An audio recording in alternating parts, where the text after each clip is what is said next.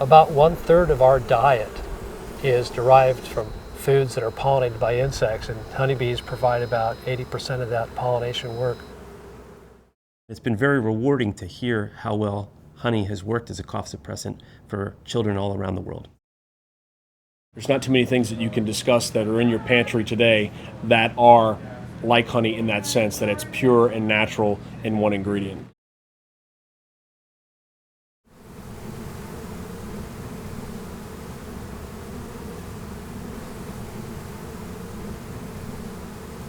My name is Gene Brandy.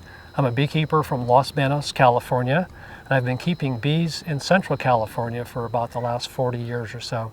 I produce honey with my bees and also pollinate a variety of crops. I like working with honeybees because they're one of the most interesting creations that are around, and certainly being able to keep bees in a lot of natural areas as well as agricultural areas, it allows the beekeeper such as myself to really appreciate nature. Honey is derived from the nectar of plants. Not every plant that flowers produces nectar, but many of them do. Honeybees collect nectar from flowers by extending their tongue into the flower and sucking up the nectar. The bees simply collect the nectar, add a few enzymes, and store it in the honeycomb.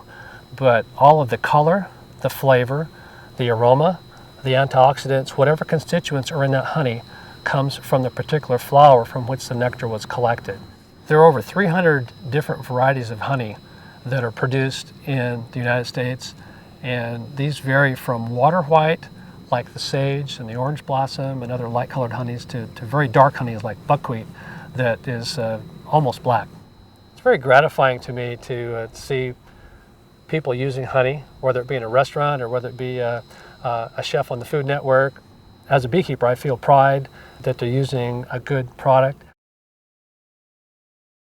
My name is Jill Clark. I'm Vice President of Sales and Marketing for Dutch Gold Honey, which is a family-owned business in Lancaster, Pennsylvania.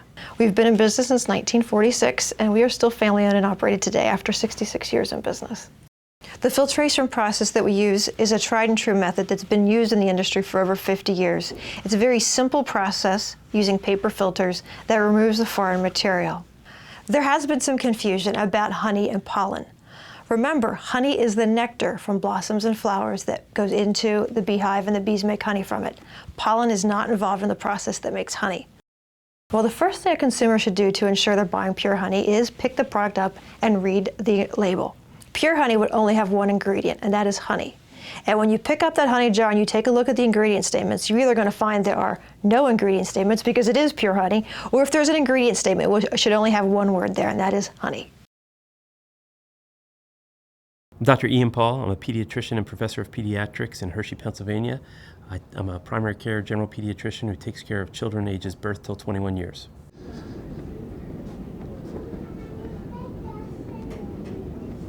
I knew that honey was used by cultures all over the world as a treatment for cough and cold symptoms, but I knew there wasn't a lot of evidence for it. Nonetheless, the World Health Organization suggested it as a treatment, and we thought, well, let's study it and create some of that evidence. I was surprised when we looked at the study results that the honey did the best in the comparison of the honey, the dextromethorphan, and the no treatment. So I was really happy to be able to provide an alternative for my patients and children around the country. The most useful finding from our research is that kids with cough and cold symptoms get relief when given honey for their cold symptoms, particularly at night, because it helps them cough less and sleep better. For young children, ages 1 year to 5 years, I usually recommend a child take 2 or 3 milliliters every couple hours.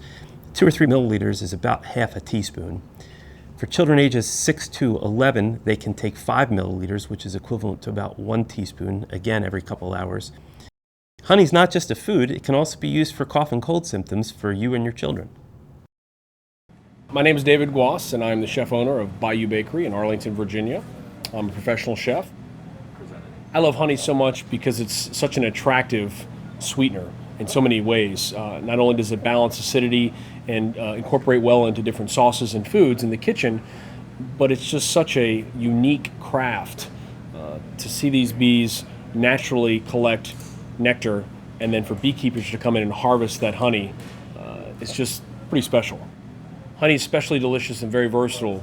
It's used in breads and baked goods, to finishing sandwiches and vinaigrettes and sauces, to sweetening your tea. It's got an amazing range of uses.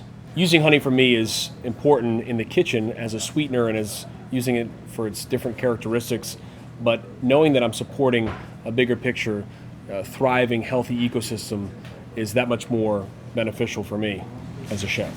With being over 300 different varietals of honey, you start from this lighter honey that's great to pair with salad dressings and delicate greens, all the way to this bold sourwood that is wonderful to pair with stronger flavors like peanut butter and bittersweet chocolates. So it's got such a wonderful range, and that's what's so attractive to me about it.